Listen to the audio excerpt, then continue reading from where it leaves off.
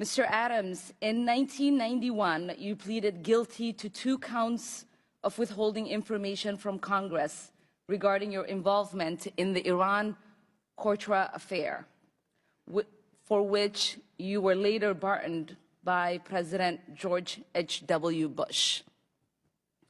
I fail to understand why members of this committee or the American people should find any testimony that you give today to be truthful. If I can respond to that. It wasn't a question. On February, that was not a question. That was I reserve the right to my time. It is not right. That was not a question. Committee can attack on February 8th, who is not permitted to reply. That was not a question. Thank you for your participation. On February 8th, 1982, you testified before the Senate Foreign Relations Committee about U.S. policy in El Salvador. In that hearing, you dismissed as communist propaganda report about the massacre of El Mozote, in which more than 800 civilians, including children as young as 2 years old, were brutally murdered by U.S.-trained troops. During that massacre, some of those troops bragged about raping a 12-year-old girl before they killed them. Girls before they killed them. You later said that the U.S. policy in El Salvador was a fabulous achievement. Yes or no, do you still think so?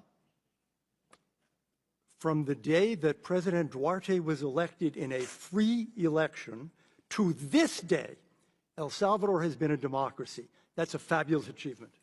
Yes or no, do you think that massacre was a fabulous achievement that happened under our watch? That is a ridiculous question, and I yes or no? No. I will take that as a yes. I am not going to respond to that kind of personal attack, which is not a question.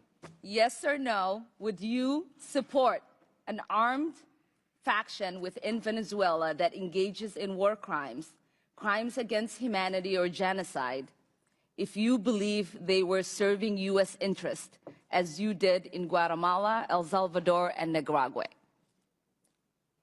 I am not going to respond to that question. I'm sorry. I don't think this entire line of questioning is meant to be real questions, and so I will not reply. Whether under your watch, a genocide will take place, and you will look the other way because American interests were being upheld, is a fair question, because the American people want to know that anytime we engage a country, that we think about what our actions could be and how we believe our values are being furthered. That is my question. Will you make sure that human rights are not violated and that we uphold international and human rights?